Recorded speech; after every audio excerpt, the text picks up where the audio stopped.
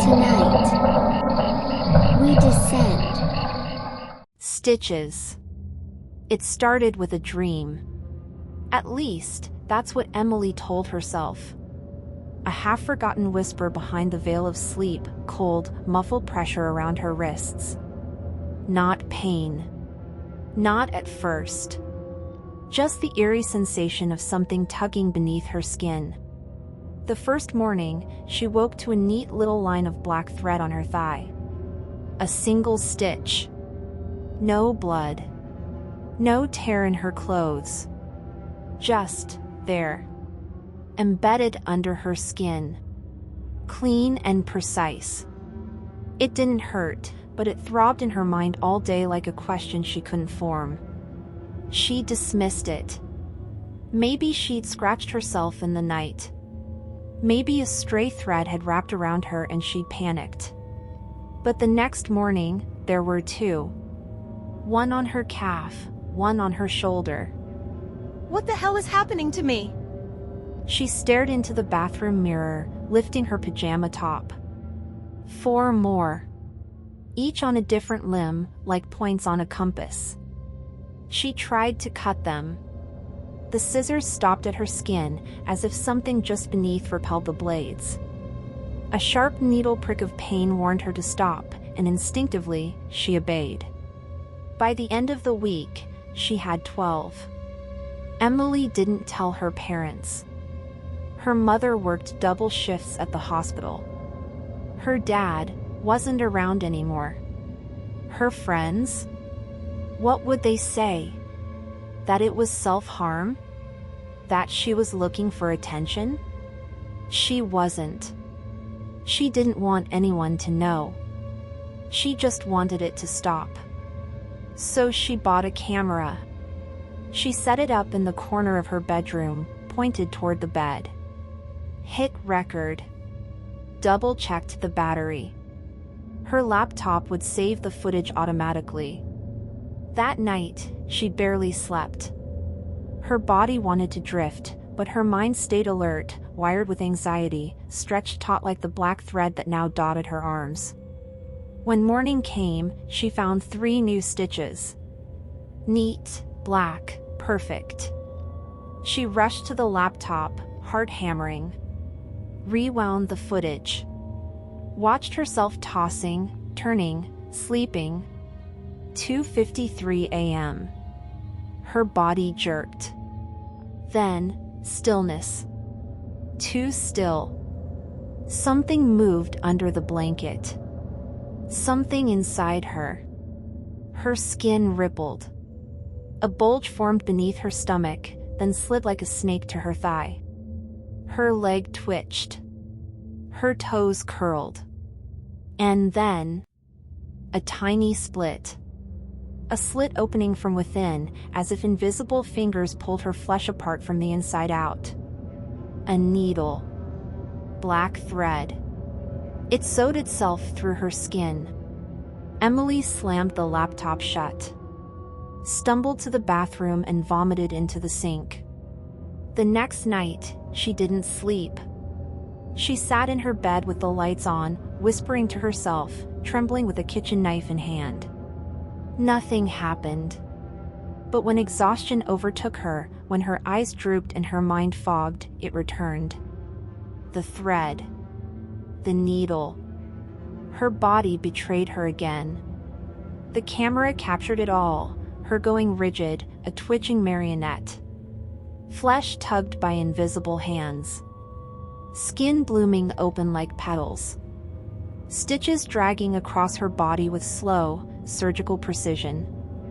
I'm not crazy! I'm not crazy! I'm not! The next day, she took the footage to her friend Anna. Anna lived 3 blocks away and had always believed in weird things. Ghosts, spirits, conspiracy forums. She'd know what to do. Anna watched the footage twice. Said nothing. That's not normal. That's not even ghost stuff. That's parasitic. Like it's inside you. Like it lives there. Emily wanted to scream. But how? I'd feel it. I'd feel it crawling around. What if you're not supposed to feel it? What if it's part of you now? What if it's always been? Emily left, more terrified than before. That night, she stayed at Anna's. They set up 2 cameras. Anna stayed awake, keeping an eye on her while Emily tried to rest. 3:07 a.m. The lights flickered. Emily's breathing stopped. She convulsed once, then went limp. The camera picked up movement beneath her skin, like watching rats scurry inside a sack. Anna gasped. And then Emily whispered. But it wasn't her voice. Don't fight the pattern.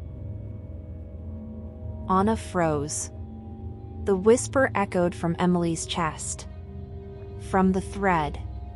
From the dozens of stitches now etched across her limbs. You are the vessel. We are the weave. Get out of me! She clawed at her skin.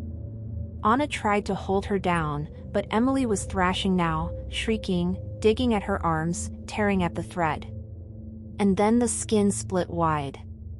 Not bleeding, just unraveling. Like fabric. Underneath was no muscle. No bone. Just more thread. Tight. Black. Endless. Anna screamed. Grabbed a pair of scissors. Tried to cut it. No! The room shook. The thread pulsed. Something burst from Emily's mouth, a spooling tendril of dark thread, writhing like a worm in the air.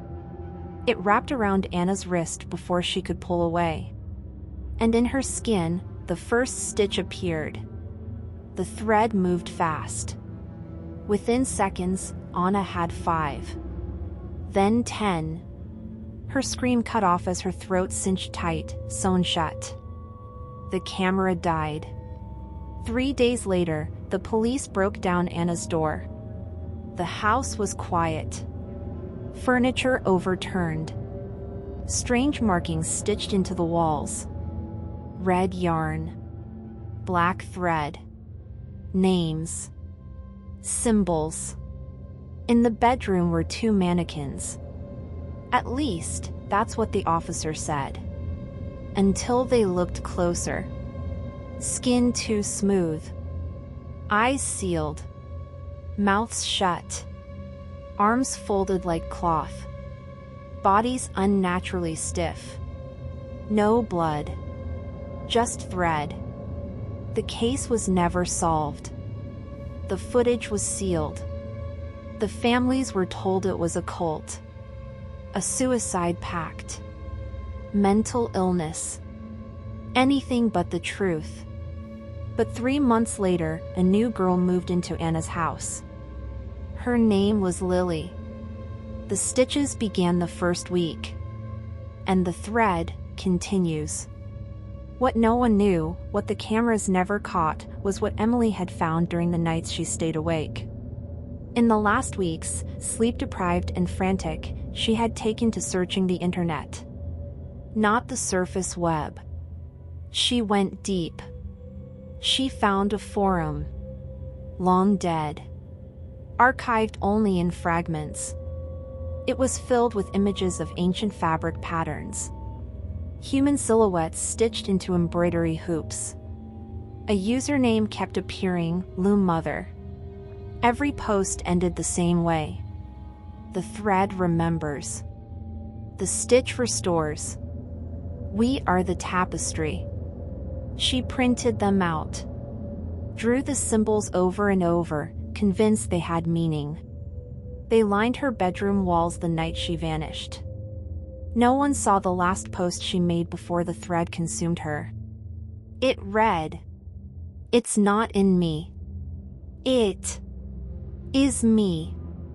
I think I was made wrong." Like a doll that came to life and forgot she wasn't real. Below the message, she'd uploaded one last file, a grainy photo of her own torso peeled open at the seam. Inside, a single black needle. And a note sewn beside it, in crude, tight letters. Do not pull. But Lily, she doesn't know any of this. Not yet. Her bedroom window lets in a soft breeze tonight. Her curtains sway gently, like fabric in a loom. In the corner of her room, unseen, a shadow pulses in the dark. Watching. Waiting. Measuring the next stitch. And under her skin, something tugs.